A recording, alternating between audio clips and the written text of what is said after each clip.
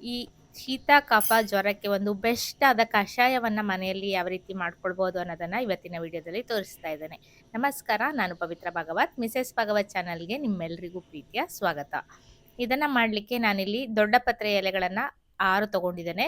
ಹಾಗೆ 1 ಇಂಚ್ ಆಗುವಷ್ಟು ಅಮೃತ ಬಳ್ಳಿಯ ದಂಟು, ಹಾಗೆ 1 ಅಮೃತ ಬಳ್ಳಿಯ ಎಲೆಯನ್ನ ತಗೊಂಡಿದ್ದೇನೆ. 20 ರಿಂದ 25 ತುಳಸಿಯ ಎಲೆಗಳನ್ನ ತಗೊಂಡಿದ್ದೇನೆ. 1 ಇಂಚ್ ಆಗುವಷ್ಟು ಶುಂಠಿಯನ್ನ ತಗೊಂಡಿದ್ದೇನೆ. ಕೆಂಪು ಕಲ್ಸಕ್ರೆಯನ್ನ ತಗೊಂಡಿದ್ದೇನೆ. ಇಲ್ಲ ಅಂದರೆ ಬಿಳಿ ಕಲ್ಸಕ್ರೆಯನ್ನಾದರೂ ಬಳಸ್ಬೋದು. ಜ್ಯೇಷ್ಠ ಮಧುವನ್ನು ತಗೊಂಡಿದ್ದೇನೆ. ಅರಿಶಿನ, ಹಾಗೆ ಧನಿಯಾ ಬೀಜ ಅಥವಾ ಕೊತ್ತಂಬರಿ ಬೀಜವನ್ನು ತಗೊಂಡಿದ್ದೇನೆ.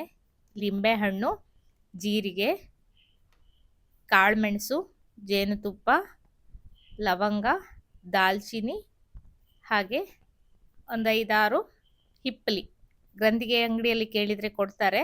ಇದೆಲ್ಲವೂ ಕೂಡ ತುಂಬಾನೇ ಒಳ್ಳೆಯದು ಈ ಶೀತ ಕಫದ ಸಮಸ್ಯೆಗೆ. ಕಫದ ಸಮಸ್ಯೆಗಂತೂ ತುಂಬಾನೇ ಬೆಸ್ಟ್ ಅಂತಾನೆ ಹೇಳ್ತೇನೆ ಈ ಒಂದು ಕಷಾಯ.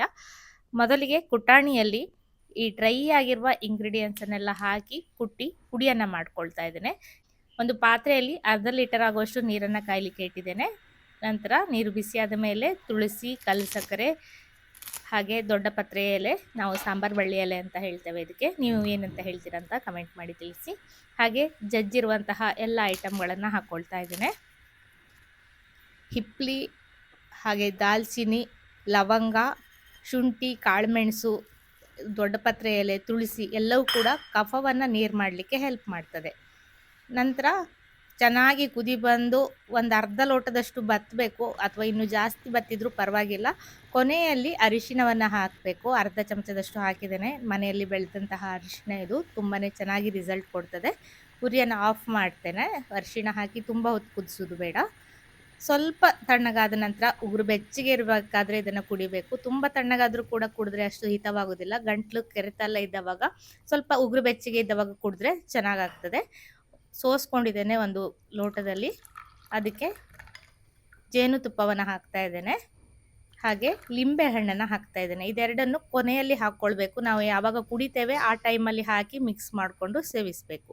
ನಾನಿಲ್ಲಿ ಕಾಳುಮೆಣಸಿನ ಪ್ರಮಾಣವನ್ನು ಸ್ವಲ್ಪ ಕಡಿಮೆ ಹಾಕಿದ್ದೇನೆ. ಮಕ್ಕಳಿಗೆಲ್ಲ ಕೊಡೋದಾದರೆ ತುಂಬ ಖಾರ ಹಾಕಿದರೆ ಅವರು ಇಷ್ಟಪಟ್ಟು ಕುಡಿಯೋದಿಲ್ಲ. ಹಾಗಾಗಿ ಇದೆಲ್ಲ ಬಿದ್ದಾಗ ಖಾರನೇ ಬೇಕು ಅಂತ ಏನಿಲ್ಲ. ನಿಮಗೆ ಅಕಸ್ಮಾತ್ ಖಾರ ಜಾಸ್ತಿ ಬೇಕು ಅಂತ ಅನಿಸಿದರೆ ಕಾಳುಮೆಣಸನ್ನು ಡಬಲ್ ಆಗಿ ಹಾಕ್ಕೊಳ್ಳಿ. ದೊಡ್ಡವರು ಕುಡಿಯೋದಾದರೆ ಸ್ವಲ್ಪ ಜಾಸ್ತಿ ಹಾಕ್ಕೊಳ್ಬೋದು. ಚೆನ್ನಾಗಿ ಮಿಕ್ಸ್ ಮಾಡಿ ಬೆಚ್ಚಗೆ ಬಿಸಿ ಬಿಸಿ ಇರುವಾಗಲೇ ಕುಡೀರಿ, ತುಂಬಾ ಚೆನ್ನಾಗಿರ್ತದೆ. ನಿಮಗೂ ಕೂಡ ಶೀತ ಕಫದ ಸಮಸ್ಯೆ ತುಂಬಾ ಕಾಡ್ತಾ ಇದ್ದರೆ ಈ ಕಷಾಯವನ್ನು ಮಾಡಿ ಕುಡಿದು ನೋಡಿ.